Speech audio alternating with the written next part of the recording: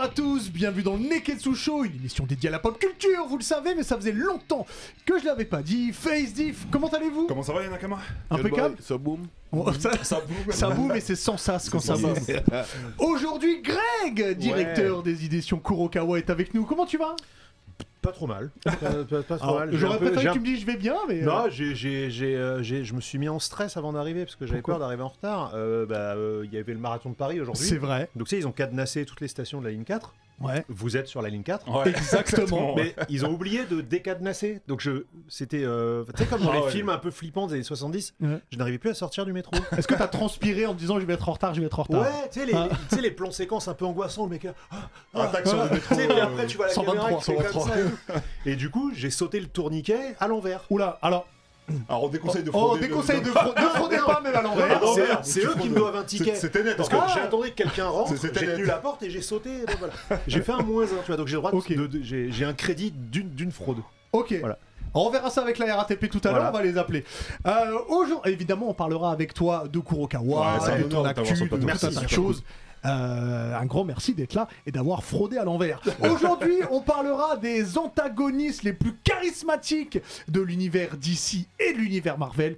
Il y en a énormément, Ouais. je sais. On reviendra aussi sur, vous savez, notre série des moments les plus marquants dans les mangas. Je crois qu'on doit être à la 6e ou 7e édition, donc ça avance. Il y aura évidemment le Sharingan, Nani, bonus stage et le Zizi dur de Diff. Je vous ai... Alors c'est la chronique, hein, c'est pas... Ouais, non, je me disais, il y a pas. C'est Oh non, pas C'est pas dans le conducteur. Non, et puis c'est surtout, c'est pas dans la charte Twitch. Oui, c'est vrai. C'est- Et je vous ai prévu un quiz. Ouais. Un quiz pop culture, comme tu es un peu l'un des rois de la pop culture. J'ai- On parlera de tout ça, bien évidemment. Messieurs, si vous êtes prêts, eh ben, le Neketsu Show, c'est parti. Ah, Jimmy. Neketsu. Ça fait longtemps que je l'avais pas dit. Alors, comme vous le savez, et comme tu le sais, Greg, on est en partenariat avec les éditions Kurokawa. Yeah. Et alors, si vous êtes des sur... vendus. Non, je sais. On est surtout corporate. On est corporate, évidemment. Et alors, si vous êtes sur YouTube, c'est déjà dispo. Si vous êtes en live avec nous sur Twitch, je vous salue d'ailleurs. À partir du 10 mars, le tome 24 de One Punch Man sera disponible. Le GOT. En plus, il y a de fortes chances que ce soit le seul tome de l'année, apparemment. C'est compliqué là. Parce qu'il y en a qui prennent leur temps. Bref. Et surtout qu'il est perfectionniste. Ouais, il est perfectionniste, mais il prend son temps quand même. C'est vrai. Beaucoup de boulot sur ce tome, parce que je rappelle, il est sorti début décembre Au Japon, et ouais. il sort 3 mois plus tard en France. Alors que justement, on a eu les fichiers à la dernière minute parce qu'ils redessinent tout. Enfin, c'est. Mais bon, après, tu l'ouvres le truc, c'est tellement beau. Alors en plus il y a plein de combats parce que Tatsumaki affronte Scrut qui est le général de l'association des monstres, donc ça va être un truc totalement en télékinésie, télépathie, ça va être fort. Saitama se bat contre Orochi. contre Orochi. Donc il y a plein de combats dans ce tome et prenez-le parce que ça va être le seul de l'année. Ouais. Et c'est très important. Et on aime One Punch Man, d'ailleurs, Ouais. c'est la musique qu'on a en intro. C'est exactement ça. Voilà. C'est Et, un bed. et donc c'est le tome 24 et c'est dispo chez Greg, chez qui? Kurokawa. Chez Je Kurokawa. sais pas si tu voilà, connais ça. un éditeur. J'avais oublié. Un éditeur logo que tu rouge, connais un ouais, petit peu. ouais. Voilà. Voilà, donc c'est dispo chez Kurokawa et on commence l'émission avec toi, Allez, Face, let's go, let's et le go. Sharingan. Le Sharingan de la semaine, bon tu connais hein, Greg, je jette mon dévolu chaque semaine sur un manga qui m'a hypé et je vais être corporate aussi. Oh là là. Parce que Oh je vais te là faire là, l'émission de vendu. doublement honneur cette Oh. semaine, puisque je vais parler dans ce manga-là, mes aventuriers, au bout d'un moment, ils vont rencontrer un antagoniste qui est très important, et cet antagoniste-là, il l'appelle le puits de science, qui est l'un des sobriquets de Greg sur le cours Oh là là. J'aime beaucoup le mot sobriquet. C'est important. Ouais. Et je vais vous parler d'Arslan, donc ouais, disponible je connais. aux éditions Kurokawa, et franchement c'est une tuerie. Arslan, donc c'est un manga qui est adapté du livre Les Chroniques d'Arslan de Yoshiki Tanaka, qui était sorti en 1986 si je me trompe pas.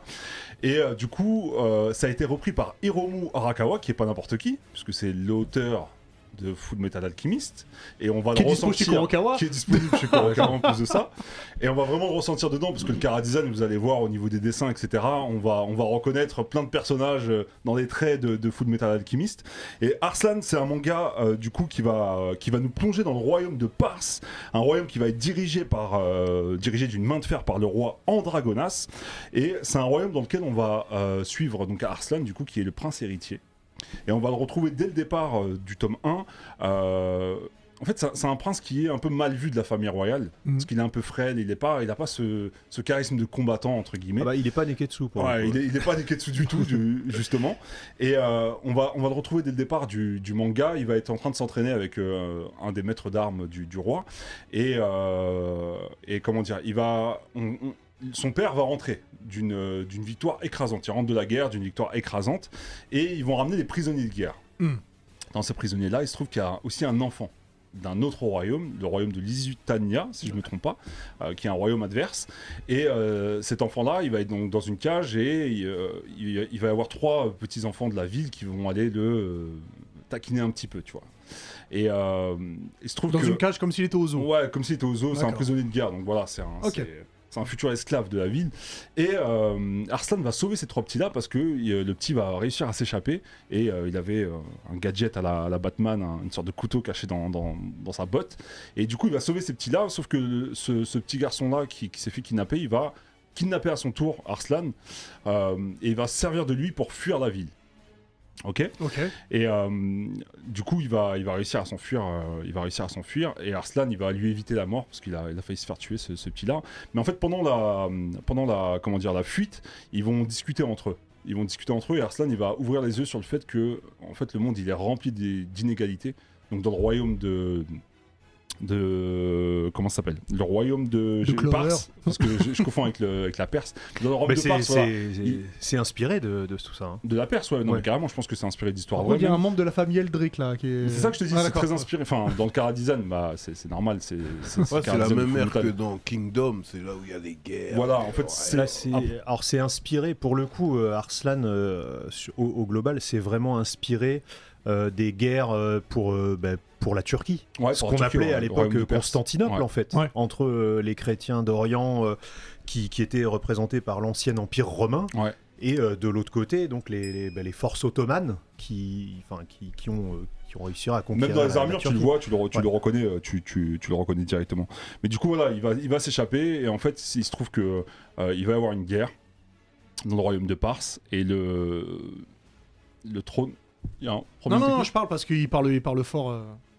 Il parle fort dans le truc. Je te disais, voilà, durant leur cavale, Arslan va prendre conscience qu'il y a des inégalités. Donc, dans le royaume de Lusitania, ils mangent peut-être pas à leur faim, ils ont pas d'esclaves, etc. Par contre, dans le royaume de Pars, il y a des esclaves, c'est un peu cette histoire des 80-20 des classes, des inégalités. Ouais.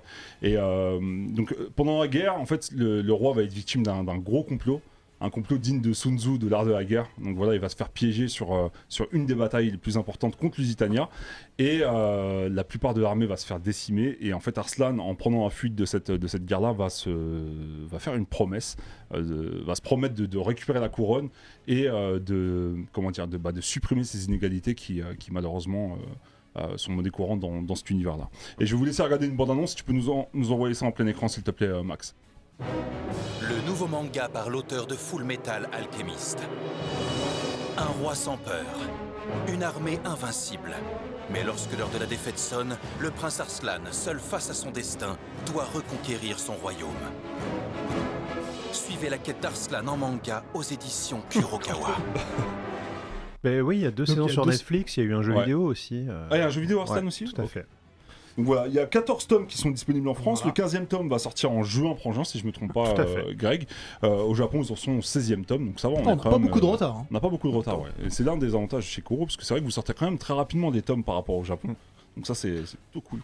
Et on en parlera tout à l'heure d'ailleurs de ça. Exactement. Et rappelle-nous, donc du coup, c'est dispo chez Kurokawa. Arslan. Allez checker ça, franchement, c'est validé. Alors, on va changer un petit peu d'univers. Comme je l'avais dit en intro, on va parler de tous ces antagonistes, tous ces méchants qui peuplent l'univers DC, l'univers Marvel. Il y en a des extraordinaires, il y en a des moins extraordinaires. Et la liste est très longue, donc ça va être dur de dire tout le monde. Donc n'hésitez pas à citer aussi vos préférés sur Twitch et vos préférés aussi sur YouTube. Et j'ai envie de commencer avec toi d'ailleurs, Greg. Merci. Là, tout de suite, si je te dis antagoniste, que ce soit Marvel ou DC, quel est celui qui te vient en tête tout de suite ? Ah, tout de suite, c'est mon préféré, c'est Black Adam. Black Adam de DC Comics. Quel charisme. Parce que, qui sera joué par The Rock d'ailleurs. Mais oui, en plus, mais tu exactement. sais que ça fait 10 ans qu'il doit le faire. Ouais. Parce qu'il y a 10 ans, en fait, il avait demandé à ses fans, à votre avis, si je devais faire un super-héros, ce serait qui? Et donc à 90%, les mecs ont répondu The Rock. Pardon, Ouais, ils auraient Black répondu Adam, à The Rock, ouais. ils auraient répondu Ouais, 90% Black Adam. Et 10% restants ont dit Captain Marvel. Mais le vrai, quoi, Shazam. Ouais. Et il a fait, ok, je vais faire ça alors.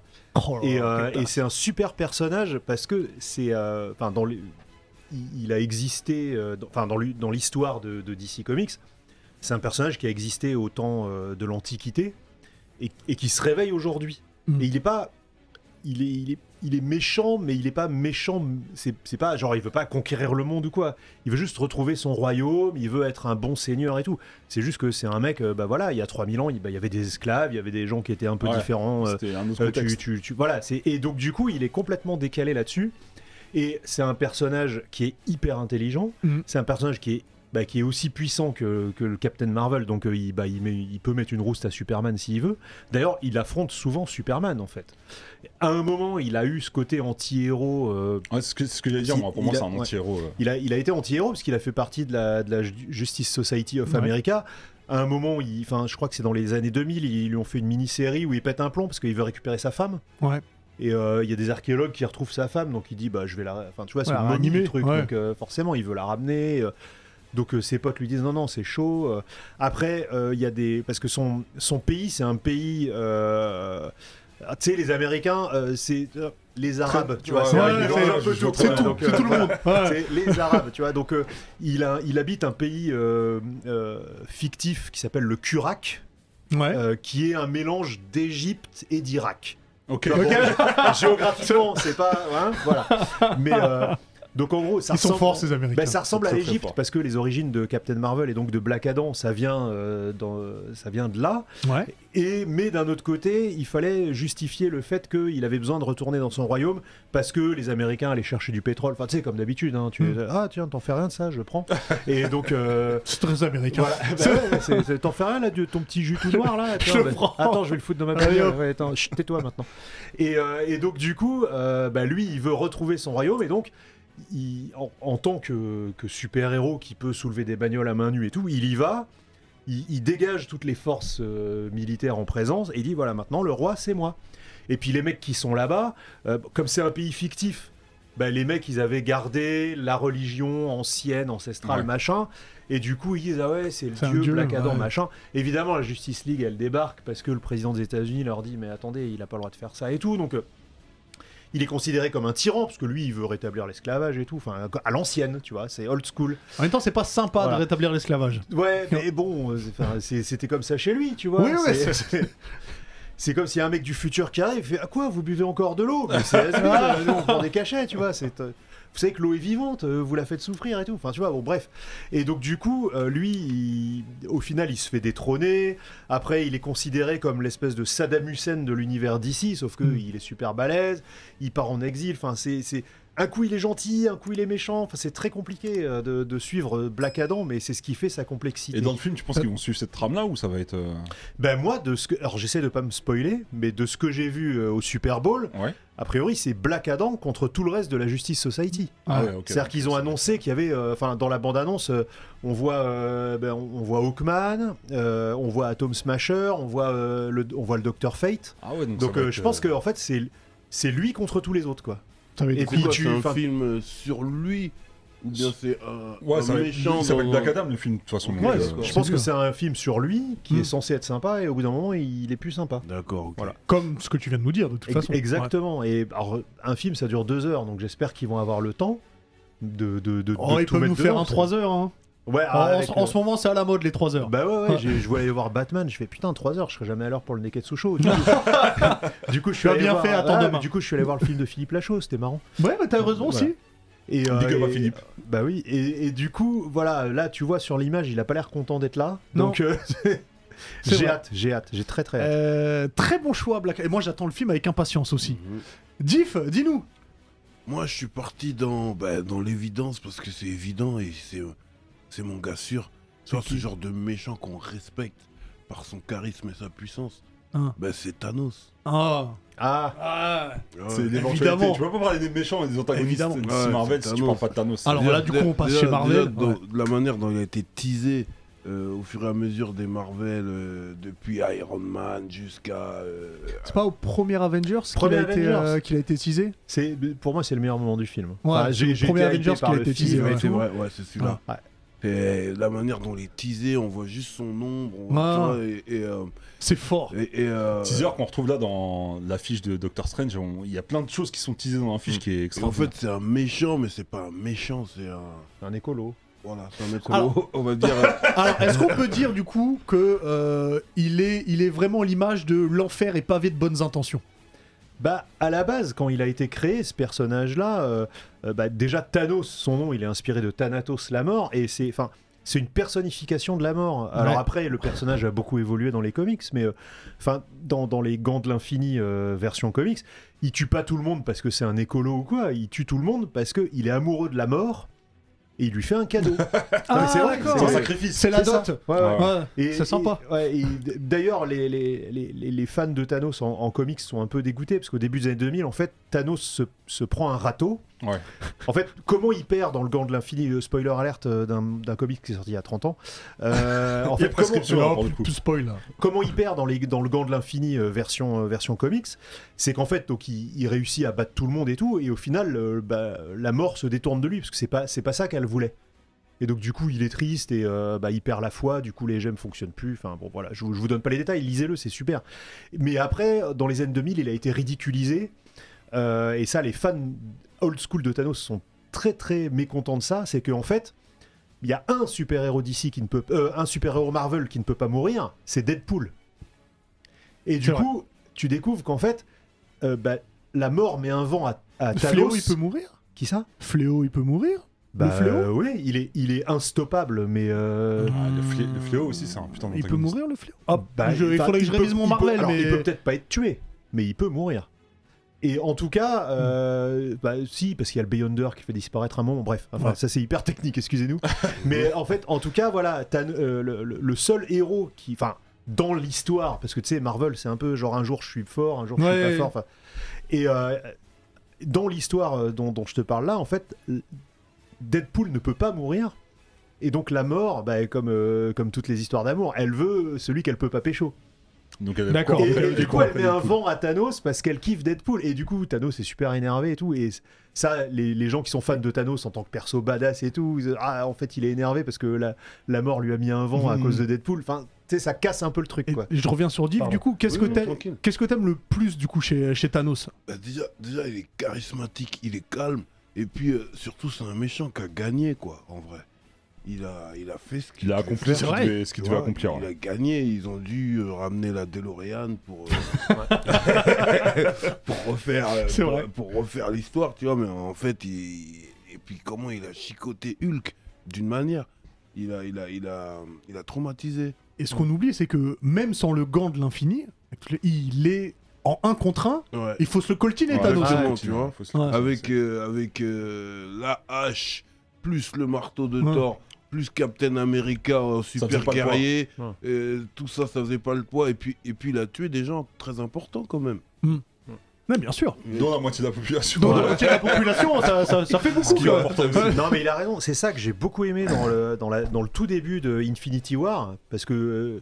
T'as Loki qui fait moi j'ai un Hulk, l'autre il débarque. Et, en général, Hulk, tu sais, il arrive à la fin et il pète tout. C'est Iron Man qui dit j'ai un Hulk. Oui, mais Loki le dit au début du. Tu sais, quand t'as Thanos qui le tient comme ça, elle est où ma pierre? Mais oui, exactement. Parce qu'il fait référence à.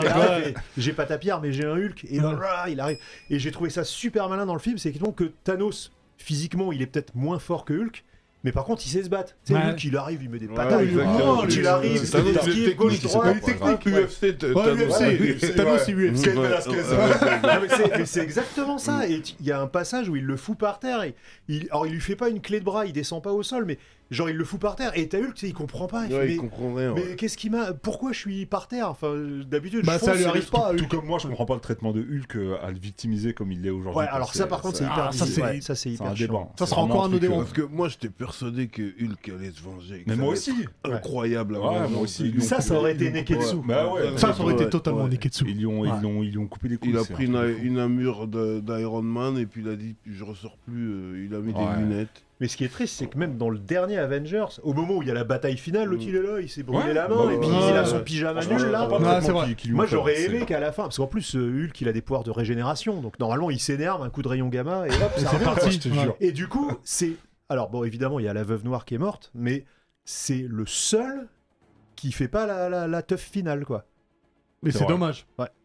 Ils sont tous là, t'as Ant-Man qui est géant, qui pète les vaisseaux, Non, ils sont tous là, tout le monde a 5 minutes de gloire, sauf lui. Hulk, on voit pas 5 minutes de gloire. Je te dis, je sais pas pourquoi. Il a plus de juice. Alors que c'est une icône quand même, c'est un pilier. Surtout la puissance de Hulk, pour une bataille finale, ça peut toujours servir. Moi c'était Thanos, et puis il y en a plein d'autres. Il y avait aussi la sœur de Thor, elle aussi elle était badass. Ah elle était incroyable. Une très grande connasse.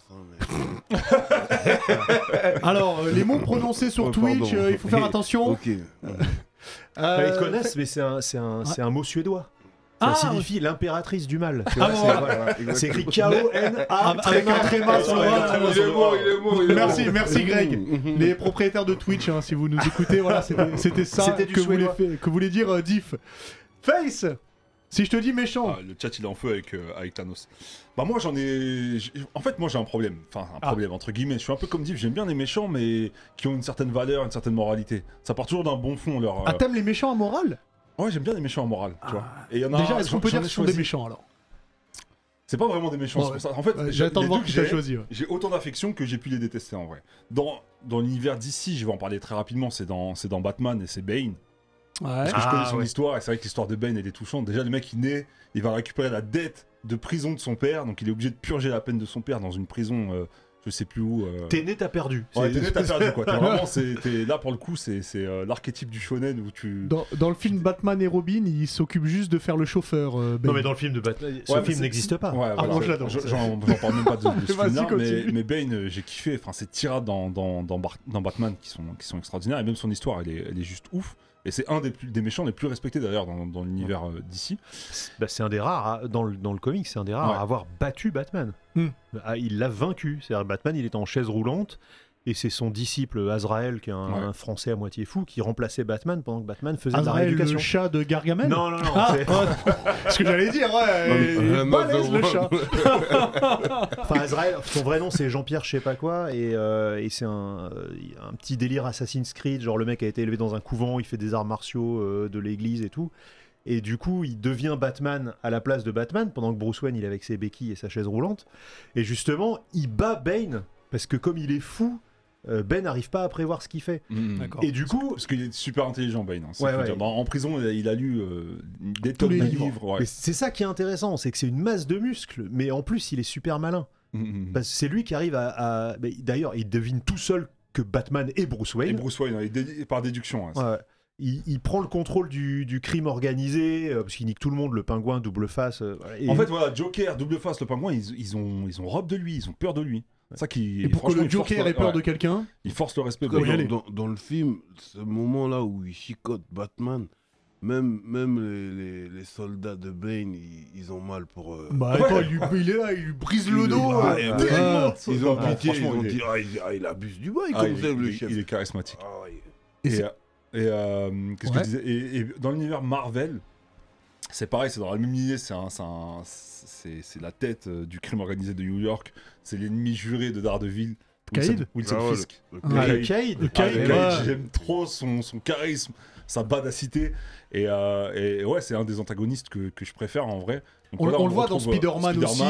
C'est Punisher. En fait, tout ça c'est un New York super méchant. Ouais, lui, il est pas moral. On peut dire super vilain.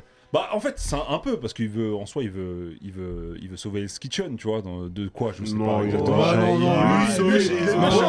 Non, c'est un parrain. En tout cas par exemple dans la série tu t'attaches à lui. Franchement il y a des moments où tu t'attaches à lui dans Daredevil, dans la série Daredevil, franchement il a des côtés qui sont sympathiques quand même.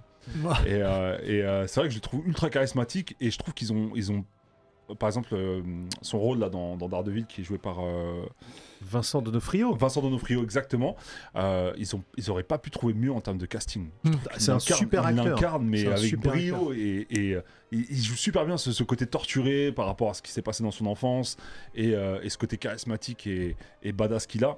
Et voilà, donc c'est un des antagonistes que moi personnellement qui m'a marqué. Là, il est top. Non, il est extraordinaire. Non mais le Caïd, moi j'aime un peu ces ennemis mafieux sans pouvoir. Ouais, exactement. Bah, sans pouvoir. Enfin, il a juste ses costumes faits en. Oui, il a pas de. Non, il est juste super fort. Enfin, c'est un lutteur exceptionnel dans l'univers Marvel et déjà il fait.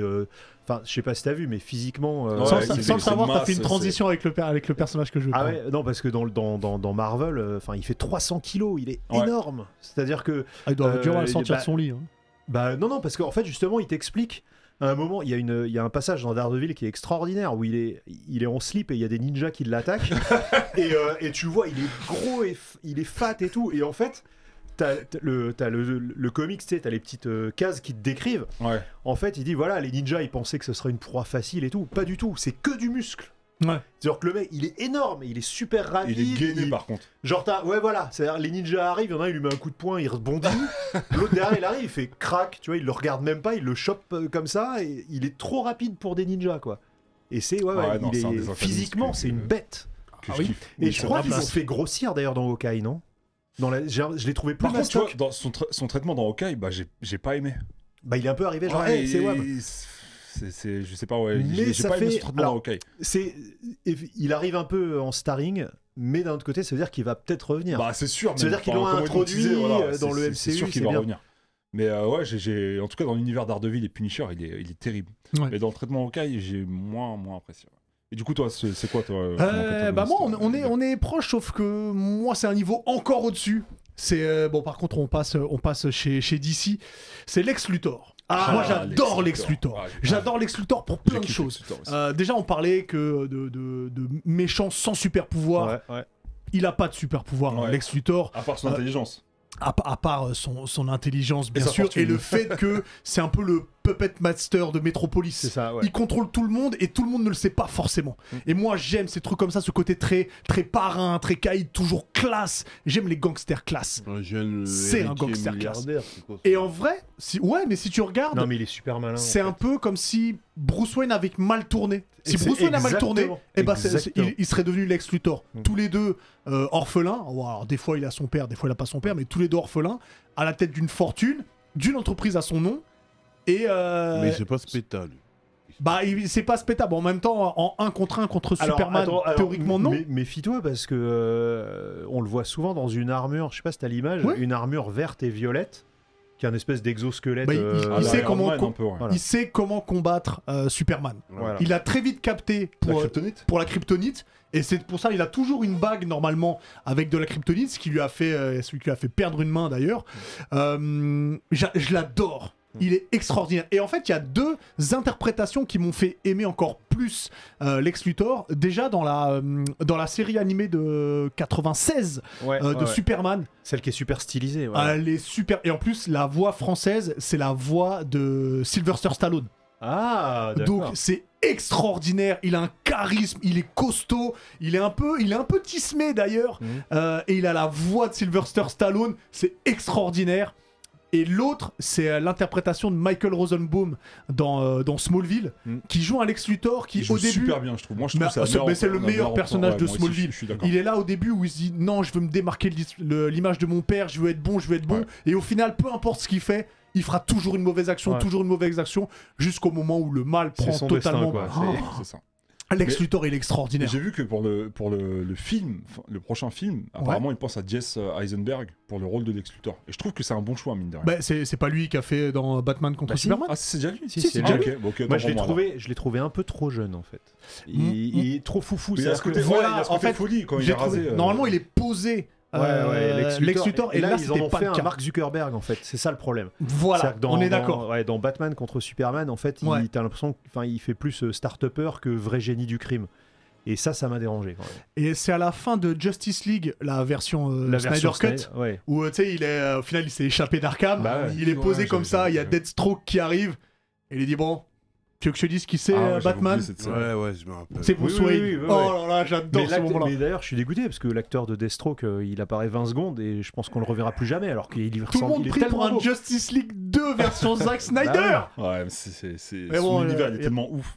Alors il y a plein de personnages, tu vois, on a parlé de j'adore le Fléau, j'adore Dr Fate qui est le premier à avoir créé une machine à remonter dans le temps. Il y a Magneto, il y a tellement de méchants, donc allez-y, dites-nous tous ceux que vous préférez. Magneto c'est quelque chose. Aussi. Moi l'homme sable je l'adore, mais version comics c'est un de mes méchants préférés parce que c'est... Dans le Spider-Man des années 90, c'est vraiment, il a le même parcours que Vegeta. Vraiment, c'est pareil. Non mais vraiment, rigolez pas, c'est vrai. Au début, donc c'est un méchant unidimensionnel, tu vois, le mec, il a été radioactif, voilà, je suis du sable, je pique des trucs à la banque, machin. Ouais. Et en fait, il va même faire partie des Sinister Six, tu vois, les mecs qui veulent. Et au bout d'un moment, il va trouver que les autres méchants vont trop loin. Et il va se dire non, moi je veux de la thune, je veux pas tuer des gens. Ouais. Et il va faire partie d'un programme de réinsertion. Et il va devenir un mercenaire pour une meuf qui s'appelle Silver Sable, qui est une meuf.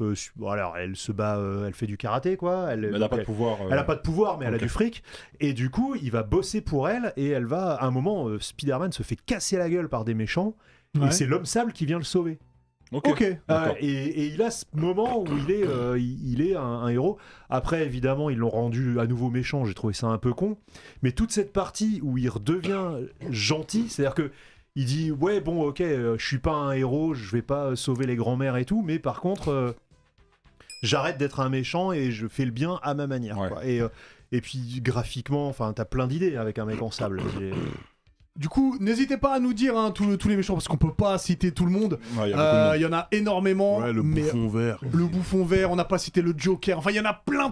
Donc, n'hésitez pas à nous dire. Et on a alors je dirais pas que c'est un méchant, mais on a une personne chez nous, c'est Pierre. C'est Amel. C'est Amel là ? Ouais, c'est Amel. Ah bon ? Ça marche aussi. Amel pourrait être une antagoniste dans les Marvel DC ou dans les Marvel. Ah bah regarde déjà avec elle est dans The Punisher déjà. Déjà avec le pull. Elle est dans The Punisher. Et le sac à dos, totalement. Ça va Ringo ? Ça va, mais vous savez, moi je suis comme les méchants, faut pas dire mon vrai nom. Ma vraie on a dit ça va Ringo ? Ça va. Je suis venu avec mon petit sac, je vous prépare un petit truc. D'accord. On espère qu'il y a de la nourriture. Non, c'est Div qui espère et il y en a pas, je te dis tout de suite. Il y a des Zuko dedans ? Non, il n'y a pas Nezuko non plus. Oh. Non, je vais pas participer non plus, tenez, je vous le rends.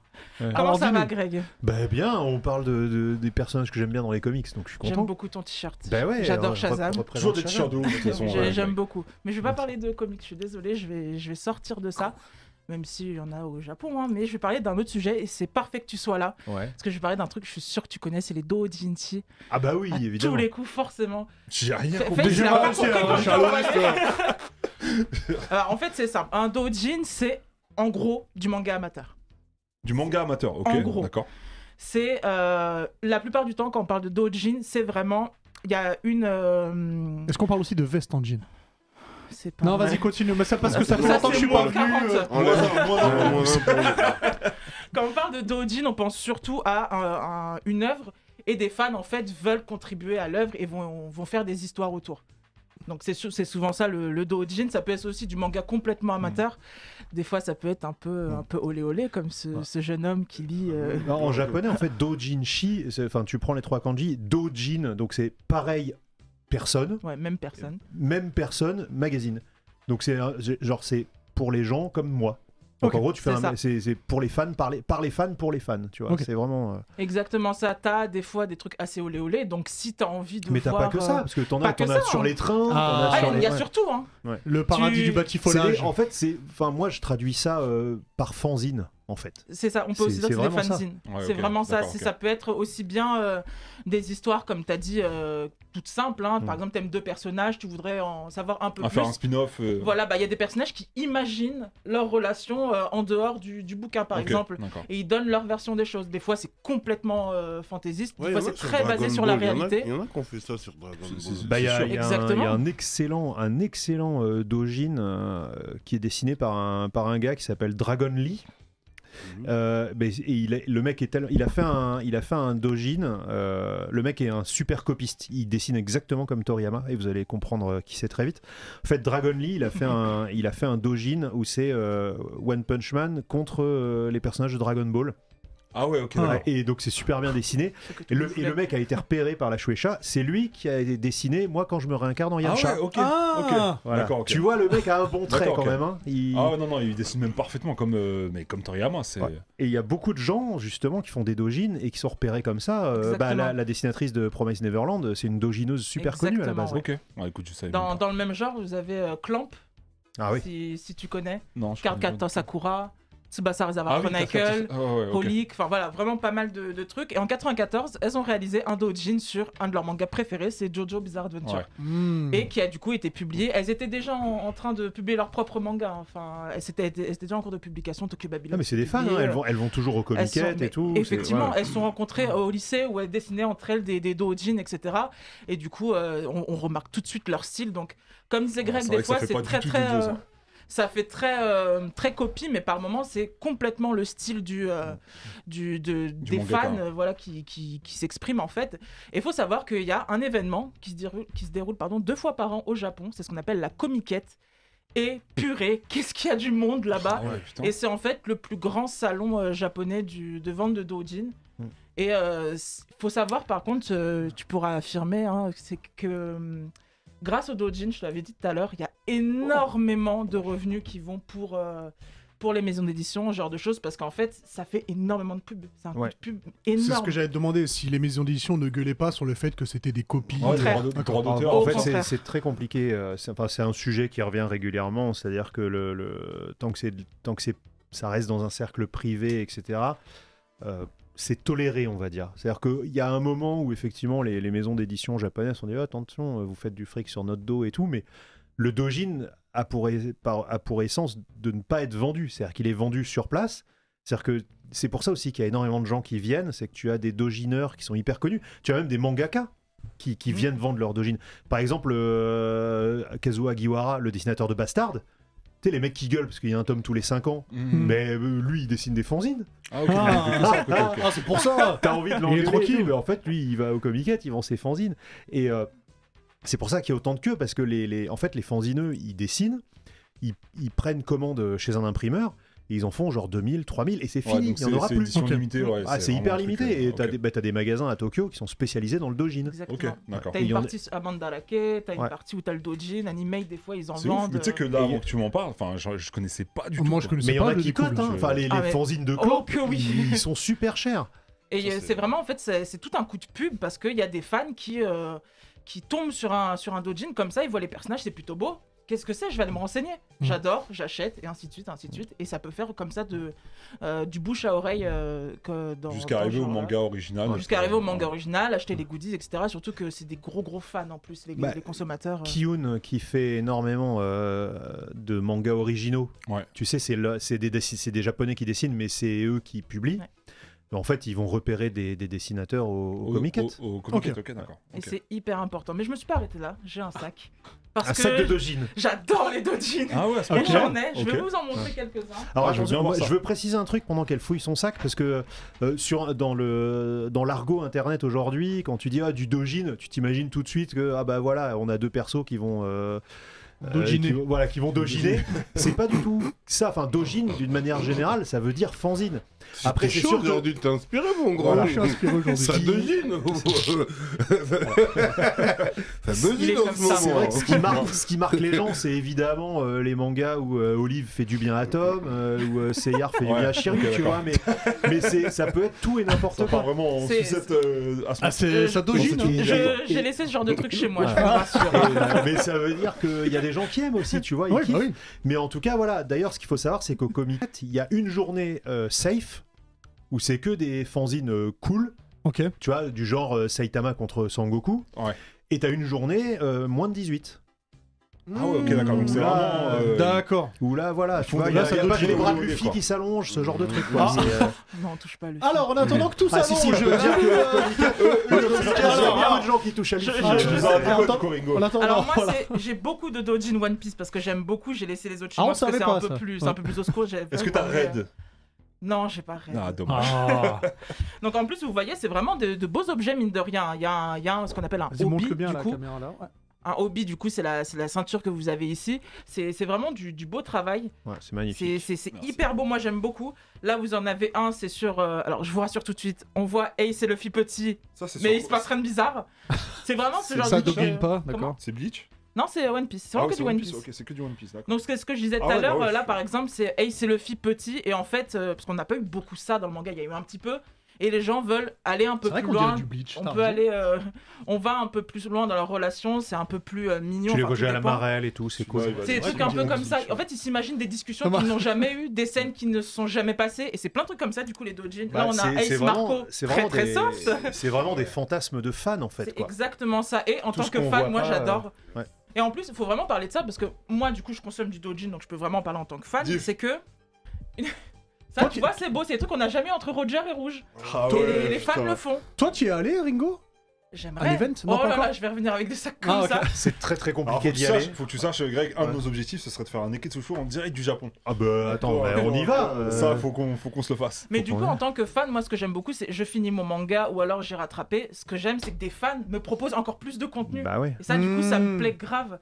Et des fois, quand c'est un peu olé olé. Est-ce que tu vas ça te plaît encore plus? Ah, surtout quand c'est entre deux hommes, mais ça. Non, mais je peux comprendre ce marché. C'est vrai que, nous tous, on a déjà eu en tête de voir la suite des aventures de tel ou tel antagoniste.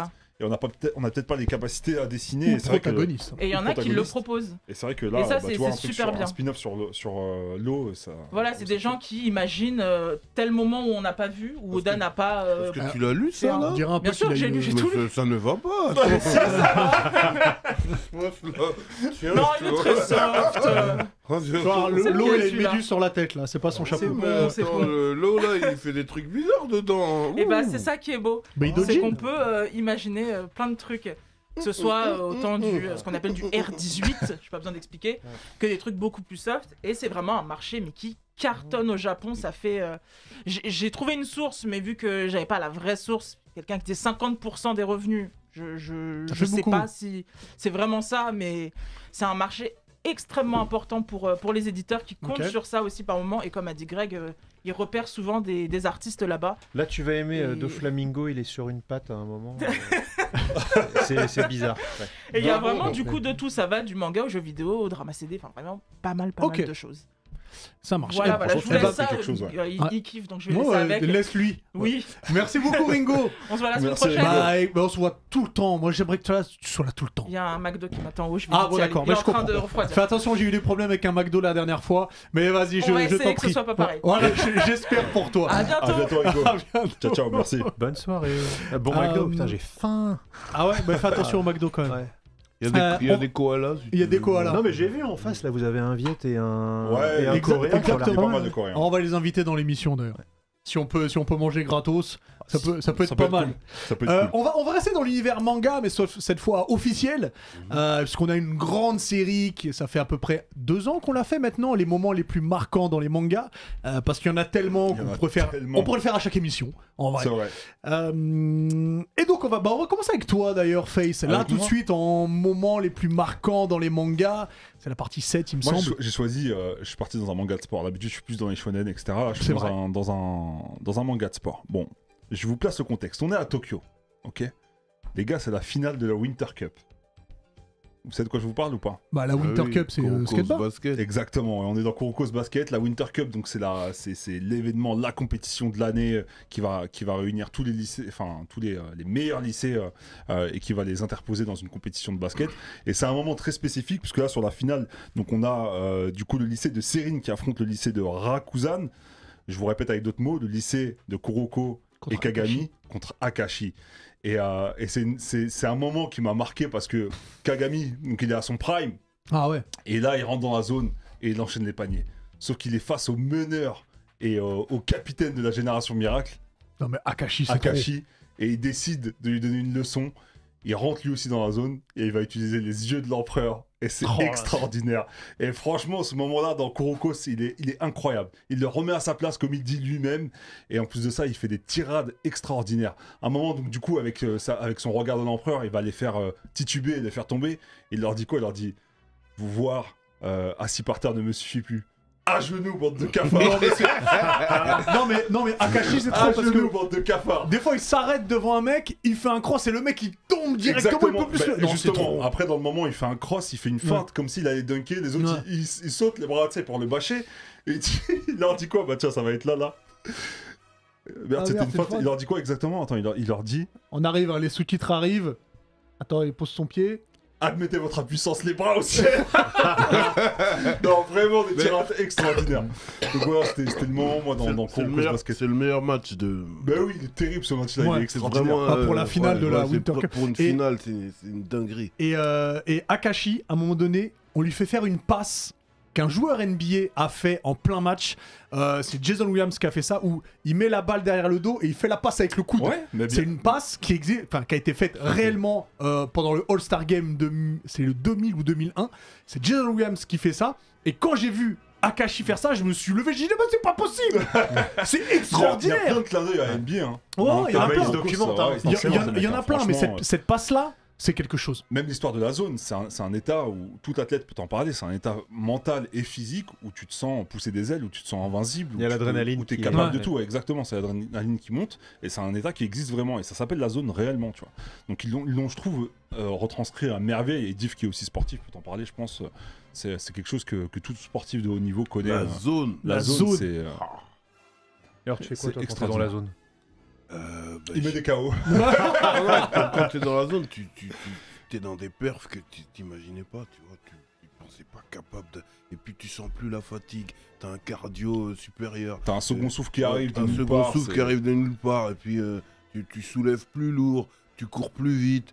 Voilà. Non, c'est vraiment un état extraordinaire. Quand tu le vis, c'est quand même quelque chose. Si tu arrives à contrôler cet état et puis le déclencher quand tu veux. Voilà, comment c'est extraordinaire. Tel Akashi. Voilà pour le moment dans Kuroko's Basket. Et du coup, je conseille à D-Ace de regarder Kuroko's Basket parce qu'il a toujours pas commencé. Voilà, il va aimer. Je pense. Il y a Kitanoken qui dit Div dans la zone, il dogine. Il dogine. Ça pour doginer et dogine. D'ailleurs, Div, tiens, puisqu'on est sur toi. Moi, c'est un moment très important. C'est une révolution. C'est dans One Piece. Ok. Voilà. Une révolution ou une révélation? Tout. En même temps, ouais, tu vois. Okay. Ça dogine. Non, tu vois, en fait, Luffy, il est là avec sa petite bande. Il se pavane dans les océans. Ils font les pirates. Et puis, ils délivrent certains villages qui sont dans des régimes dictateurs. Et tout, Sabaody, là. Ouais. Tu vois, donc, c'est une belle histoire de pirates, tu vois. Et on entend que maintenant, il va y avoir une guerre au sommet, tu vois. Et on entend juste des blases, tu vois ce que je veux dire. Donc, Barbe Blanche va débarquer pour délivrer Ace. Le frère de Luffy. Ouais, le frère de Luffy. Et jusqu'ici, là, on a vu juste des petits pirates méchants, des trucs, et là on voit une armée de l'Alliance, tu vois, qui débarque. La flotte de Barbe Blanche qui débarque. Et tu vois des nouveaux pirates, et ils sont full up, des nouveaux pirates badass, tout ça. Ah, ils arrivent au loin comme ça. Ils arrivent au loin comme ça, ils sont pleins, mais on voit toujours pas Barbe Blanche. C'est qui Barbe Blanche? C'est comment Barbe Blanche? Et puis l'arrivée du Moby Dick. Extraordinaire. L'arrivée du Moby Dick à Marineford. Il est arrivé en mode sous-marin. En sous-marin. Avec le navire revêti et tout. Regarde, l'alliance, tout ça. Et en fait, c'est nouveau, parce que en fait, le manga, il est cool, et là, on voit des nouveaux pirates, et ils sont beaucoup, et ils sont forts, et ils sont badass. Tu vois ce que je veux dire? Et là, tu te dis, mais le rapport de puissance avec les Mugiwara, ils sont encore très loin. Ils sont encore très loin de ce niveau, en fait, tu vois. Même quand tu regardes Marineford, Luffy, il vient sauver son frère, mais il n'a pas le niveau. Il a totalement pas le niveau, tu vois.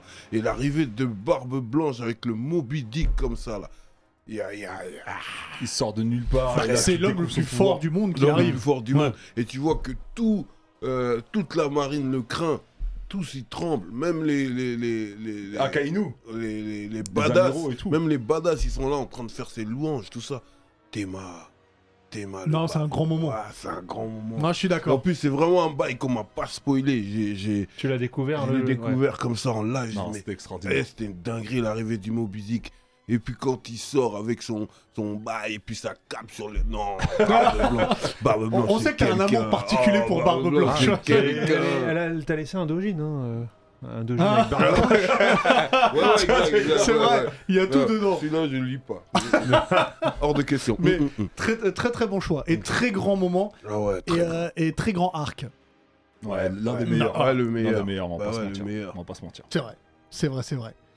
Greg, est-ce que je peux me permettre d'interrompre Greg? Parce que Greg, il m'a fait une liste, parce que j'ai préparé les assets. Ouais, c'est vrai que j'ai fait une énorme liste, mais je savais pas si on alors, j'étais sûr du quelque chose de corporate avec des Vikings. Mais t'as vu, je t'ai mis du Kuro et pas du Kuro. Ouais, je sais bien, mais je t'ai mis un classique justement et quelque chose de corporate. Ah, t'as le droit à deux? Vas-y. Moi, je savais pas trop comment. Enfin, ce qu'on appelait un passage marquant en manga, tu vois. Est-ce que c'est un passage scénaristique important? Est-ce que c'est juste 2 pages qui t'ont éclaté la gueule? C'est à toi de voir, en fait. Parce que la mise en page et tout, donc j'ai mis un peu de tout en fait. Donc je sais pas ce que t'as sélectionné parmi Dans les Vikings chez vous. Ouais, ah bah oui, évidemment. Ça m'a trop touché. Vinland Saga chez Attention, c'est un méga spoiler par contre. Ouais, alors voilà, alerte spoil pour ceux qui n'ont pas lu Vinland Saga ou vu l'anime Vinland Saga. On est dans le tome combien? 8, je pense. 8. Ouais. Ok, on est au donc tome si 8. vous n'avez pas été jusqu'au tome 8... Ça veut dire que c'est dans l'animé? C'est dans l'animé, ouais. C'est à la fin de la saison 1. Hein. C'est la fin de la saison 1. Je sais pas quel morceau. C'est la fin de la saison 1. Voilà. C'est un moment extraordinaire. Mais inattendu en plus. Ouais, j'avoue, c'était... Complètement inattendu. C'est que... ça y est, les héros ont gagné. Ils ont choisi le bon camp, ils ont mis le bon roi sur le trône, ils vont être récompensés, ils vont avoir tout ce qu'ils voulaient et tout. Et Askeladd, qui t'a été présenté comme le mec le plus tacticien, le plus inhumain, le plus calculateur, et c'est le truc de trop. D'un seul coup, il va changer du tout au tout, et il va dire ah bah non, finalement j'ai changé d'avis, je veux plus votre truc, je veux plus votre machin, parce qu'en fait je viens de telle peuplade et je veux pas que vous fassiez ça. Ouais, le cliffhanger par excellence. Il gâche tout. C'est-à-dire qu'il avait tout réussi. Il allait avoir ce qu'il voulait. Ouais. Et pour son peuple, il fait un truc impensable et il est obligé de mourir, quoi. Et au final, tu comprends après qu'il a fait exprès de mourir dans cette circonstance-là pour sauver son peuple, pour mettre le bon roi sur le trône, alors qu'il aurait pu s'en sortir avec toute son équipe, un paquet de fric, un pardon généralisé, et il s'est sacrifié. C'est inattendu. Enfin, tu t'attendais à ce que le perso il dure jusqu'au bout de la série. Mais en fait, ton moment, il en regroupe même 2, parce que t'as effectivement la mort d'Askeladd, mais t'as aussi la rage de Thorfinn. Surtout qu'on le voyait former Thorfinn entre guillemets jusqu'au bout. Non, la rage de Thorfinn, elle est exceptionnelle à ce moment-là. Et personne s'y attendait. Tu pouvais pas prévoir ça. C'est extraordinaire. Cliffhanger de malade. De malade. Et c'est quand j'ai lu le chapitre, parce qu'à l'époque on recevait encore les magazines. Je disais mais c'est pas... tu reviens en arrière, j'ai loupé un truc, c'est hyper soudain en plus. Personne s'y attendait. La minute d'avant, il est en train de recevoir un titre et un machin, et la minute d'après, il s'est levé, il a égorgé le gars, quoi. Tu dis, ils ont bugué. C'est ouf. Non, vraiment, ce moment-là, il est incroyable. Ouf. Et t'as un deuxième du coup? C'est un classique, parce que moi aussi ça m'a marqué, et je te laisse t'en parler, c'est dans Yu Yu Hakusho du coup. Ah bah oui, Yu Yu Hakusho. Alors c'est pas un passage qui est très important dans le scénario, c'est juste que, enfin moi j'ai découvert Yu Yu Hakusho quand il est paru dans les années 90, parce que j'apprenais le japonais à ce moment-là, et du coup j'achetais les Yu Yu Hakusho pour les lire en japonais et apprendre un peu. Et à l'époque, il n'y avait pas Internet, tout ça, tu te faisais pas spoiler, tu découvrais les trucs. Quelle belle époque. Voilà, et en fait, le dessinateur de Yu Yu Hakusho, c'est un gars qui a digéré tous les autres mangas du Jump et qui les a poussés à leur paroxysme en termes de mise en scène, etc. C'est le premier tournoi, je sais plus comment il s'appelle en français. Je sais plus. Moi, je l'appelle le premier tournoi. Rengoku Taishikan, machin. Et du coup, il y a ce combat, on te présente le mec, il est super balèze. Il y a un côté Baki un peu, tu sais, où tu le montres, attention, il est horrible et tout, machin. Et en fait, le combat dure une demi-seconde. Alors, l'animé, je m'en souviens plus, mais le manga, c'est un de mes chapitres préférés en termes de mise en scène, de composition, etc. C'est incroyable, quoi. C'est-à-dire que c'est encore mieux fait que là dans l'animé, parce que dans le manga, l'autre, il lui chie dessus pendant des pages, tu vois, ils se font un feu d'un peu sur la ouais, de toute façon, t'es tout petit, tu vas faire quoi, machin, blablabli, blablabla. Et à un moment, tu vois des gouttes qui tombent sur le sol, et l'autre lui fait tu t'es pissé dessus de peur et tout, et l'autre il réagit pas, et il sort un bras de son truc. Il fait mais c'est quoi ce bras? Et là, ça dézoome. Et tu vois que c'est le bras du mec. Mais c'est trop stylé. Mais et c'est incroyable. C'est une dinguerie. En fait, ça m'a fait penser à moi quand j'avais vu ça m'a fait penser à Hunter x Hunter avec. C'est le même auteur. De toute façon, c'est le même auteur. Et ils passent leur temps à se dire attention, c'est le mec qui tue les gens à main nue, abandonne, c'est machin. Et la page d'après, là, il lui arrache le cœur. Quand il retire le cœur vivant. Il est là, en train de discuter avec lui et tout. Ça a duré une demi-seconde aussi, pareil. Non, mais ce passage-là, c'était tellement inattendu, c'était tellement badass. Et ça, c'est un véritable héritage de Ken le Survivant. Tu sais, les mecs sont là, blablabla, je vais te faire ci, je vais te faire ça, je vais te faire machin. Et l'autre, il dit rien. Et ouais, vas-y, balance et paf. Et Omae Shinderu. Je crois que c'est ça en japonais. C'est ça, exactement. Je ne sais pas, mais tu es déjà mort. Non, ce passage-là, il m'a marqué. Je me suis dit, c'est donc ça la supériorité des mangas face à tout le reste, quoi. C'est une narration qui est extraordinaire, qui est hyper badass, quoi. Je suis d'accord. C'est extraordinaire. Et j'aime beaucoup. C'est le premier tournoi et je l'aime beaucoup. Mais j'ai pas tout regardé. Parce que je vais être honnête, moi j'avais jamais vu avant que ça arrive sur Netflix. Ouais, je connaissais de nom, mais j'avais jamais regardé. Et ça a inspiré beaucoup de mangas. Et j'aime beaucoup. Mais enfin, je comprends que les gens ils regardent l'animé et tout parce que c'est sur Netflix, mais je trouve que le manga est vraiment très supérieur. Je dirais le manga aussi. Parce qu'il est beaucoup plus ramassé. Ça fait que 19 tomes. Et il n'y a pas un temps mort, quoi. Ok. C'est pas plus mal. Et toi, du coup, Hubert, c'est quoi ton moment Alors moi, on va changer complètement d'univers et c'est pas un combat du tout. Et c'est une révélation en fait. C'est dans Death Note. C'est Light quand il révèle à Naomi Misora que c'est lui qui est Kira. En fait, je vous fais la scène. La neige qui tombe. Ouais. Je vous fais la scène en fait. Light, donc il va au QG de la police pour apporter des vêtements à son père et en fait il tombe sur Naomi Misora qui elle vient pour parler aux enquêteurs de l'affaire Kira. Parce que elle, en fait, c'est la fiancée d'un membre du FBI qui est mort quelques jours avant et qui enquêtait en secret sur l'affaire Kira. Et elle a des infos. Elle pense savoir quand son mari a rencontré Kira. Elle pense savoir que Kira peut tuer autrement qu'avec crise cardiaque. C'est la première qui a tout compris. Et Light, il est là. Et il est en panique. Il est en panique, il sait pas comment faire. Parce qu'il dit, elle va parler aux enquêteurs, on va vite remonter à moi, comment je vais faire? Et il veut la tuer, mais elle lui a donné un mauvais nom. Il a sa feuille du Death Note, il note le nom, mais elle lui a donné un mauvais nom. Et il est en galère, il sait pas comment faire. Il finit finalement par l'amadouer et avoir son vrai nom. Et en fait, c'est fort ce qu'il a fait aussi. Et en fait, à ce moment-là, et c'est le moment qu'on voit là, il commence à neiger, lui, il commence à noter comment elle va mourir, et il y a un enquêteur de l'affaire Kira qui passe à côté d'eux. Mais il a son parapluie, parce que comme vous voyez, il neige. Et il est en train de noter, il regarde sa montre, et là, Naomi, elle lui dit « Mais pourquoi tu regardes ta montre comme ça ?» On voit, il attend 39 secondes, et il lui dit « Parce que je suis Kira. » Exactement. Et là, elle a une seconde pour se rendre compte de ce qui s'est passé. Et c'est fini. Et c'est terminé. Et j'adore ce moment. Et là, elle s'en va pour c'est vrai qu'il est marquant son suicide. Il est marquant parce qu'il arrête le temps en fait. Tout est...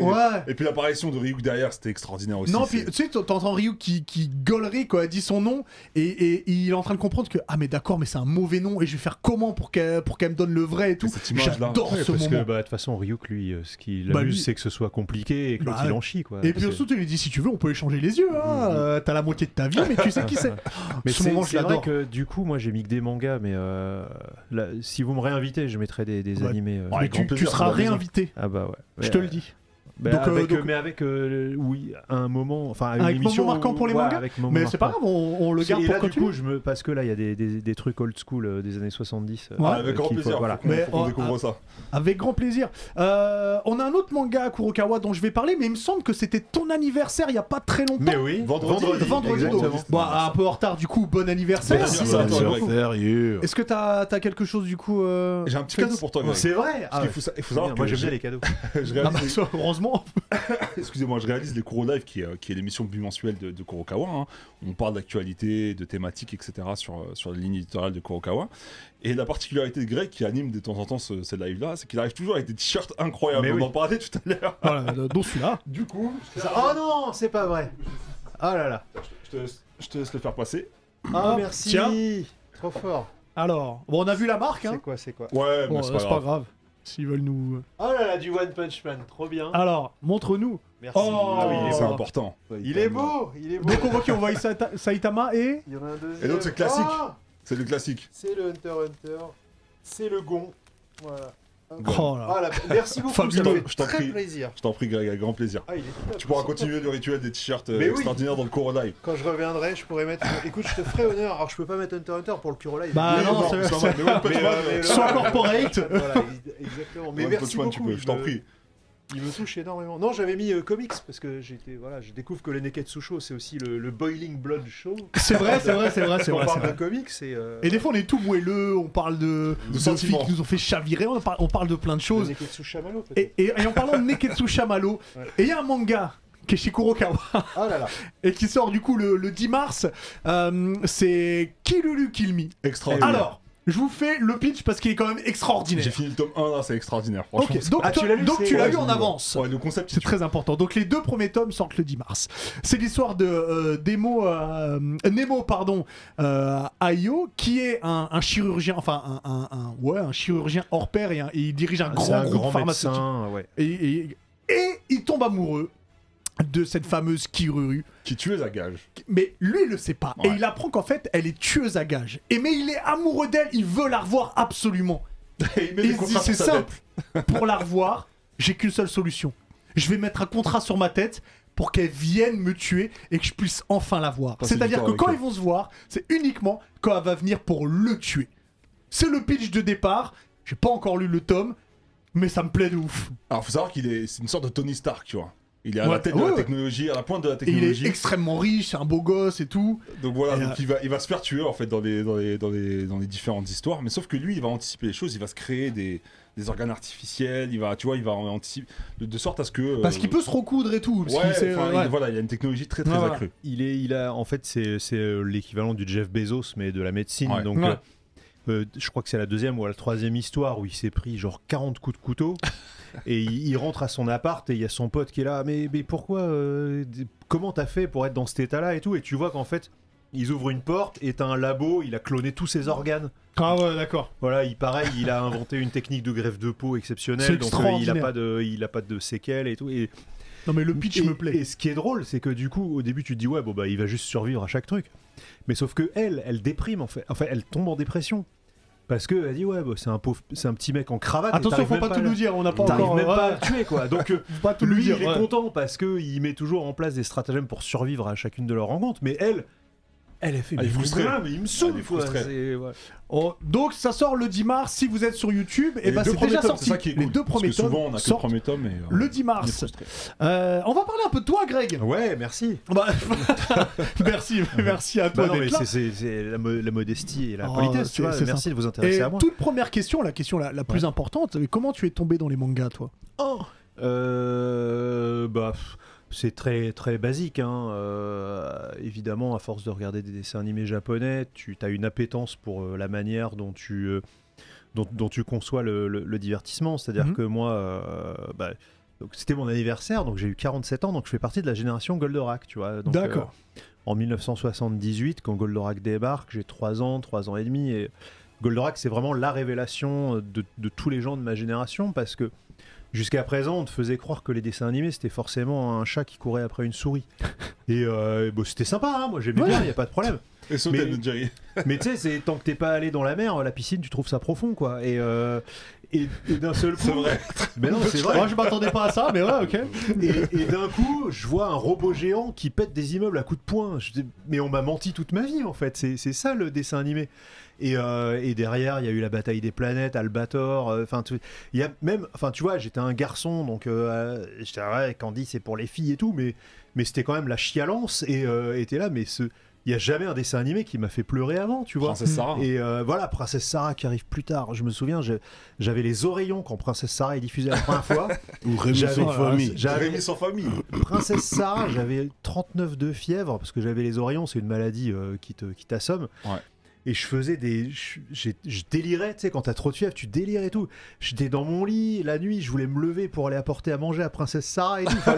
J'avais 9 ans, tu vois, ça m'a marqué. Et c'est vrai que justement, il y avait une puissance dans les dessins animés japonais, une puissance d'identification et de dramatisation qu'on retrouvait pas, parce que justement, on avait face à ça les dessins animés américains, et notamment Walt Disney, qui était justement très, très soft, il faut pas choquer, il faut pas machin. Et si, en fait, le drame, ça fait partie de la vie. Il y a des choses qui m'ont énormément marqué et qui m'ont fait prendre conscience que les dessins animés japonais étaient supérieurs au reste, quoi. C'est dans Robotech, quand Roy Fokker, il meurt, alors que c'est le personnage important, c'est l'ami du héros et tout, et enfin, c'est hyper dramatique, et puis c'est nul comment il meurt, quoi. C'est un accident à la con. Non, mais quand je dis c'est nul, la mort, elle est extraordinaire, elle est bien racontée et tout, mais c'est pas une mort glorieuse en plus, tu vois. Genre, il a un moment d'inattention, il y a un truc qui... Enfin, il rentre, et tu sais même pas qu'il est blessé, quoi. C'est-à-dire que son avion passe, il y a des tirs qui... Il est là... Oh, et il atterrit, sa meuf vient le chercher et elle fait « Ah, bah, t'as l'air un peu fatigué », et bam, il s'écroule dans ses bras. Et en fait, tu vois qu'il y a une grosse tache de sang sur le siège de son avion, quoi. Là, vous parlez aux anciens, de chez les anciens. Robotech, c'est moi, je suis largué total. Robotech, j'étais petit, hein. Robotech, j'ai pas connu moi. Et donc du coup, après je fais des arts martiaux, après je fais du modélisme. Tu sais, moi je construisais les bagnoles radiocommandées que tu dois monter toi-même, les Tamiya et tout ça. Ouais. Et je me rends compte au bout d'un moment que tout ce que j'aime, ça vient du Japon, quoi. Et après, je tombe dans les jeux vidéo. Donc à 16 ans, j'ai de la chance, je rentre dans Joystick et Joypad, qui sont des magazines de jeux vidéo à l'époque. Et à l'époque, en fait, il y avait Nintendo France et tout ça, ça n'existait pas. C'est-à-dire que tu avais des distributeurs, genre par exemple les jeux Sega, ils étaient distribués par Virgin, mais il n'y avait personne qui représentait les marques en France. Donc du coup, si tu voulais des infos... Là, on le voit d'ailleurs avec Miyamoto, tout à fait. Ouais. J'ai eu la chance de le rencontrer plusieurs fois, un grand monsieur. Et quand tu voulais des infos sur les jeux, les jeux français et tout ça, ça allait, mais les jeux japonais, tu savais pas.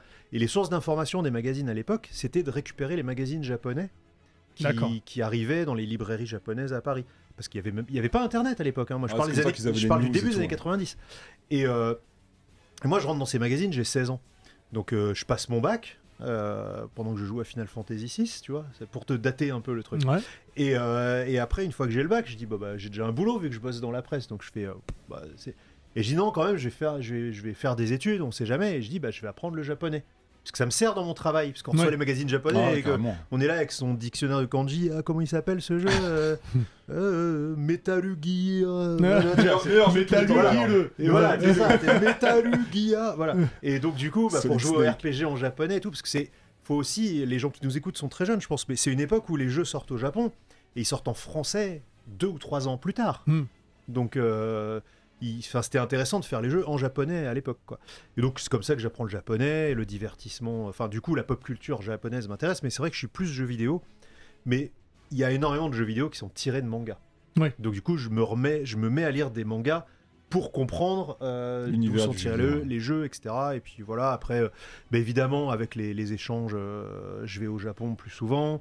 En allant au Japon, je rencontre des Japonais qui me disent « Ah, t'as pas lu ça, c'est mortel, tu connais pas ce manga ?» Voilà, tu vois, je sors avec une meuf qui est une ancienne Furio, qui me dit « Tu connais pas GTO, faut que tu lises GTO », tu vois.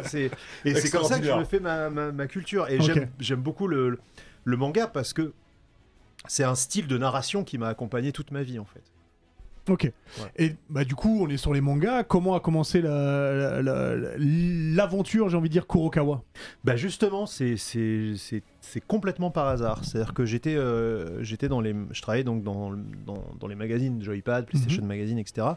Et on était édité par Hachette, et Hachette avait besoin d'argent. Je sais pas ce qu'ils avaient foutu, mais et du coup ils nous ont revendu un éditeur anglais qui me plaisait pas du tout, parce que c'était le genre de mec qui disait ouais bon bah ce jeu-là il nous a pris de la pub, donc tu vas être sympa avec lui et tout. Hors de question qu'on travaille comme ça.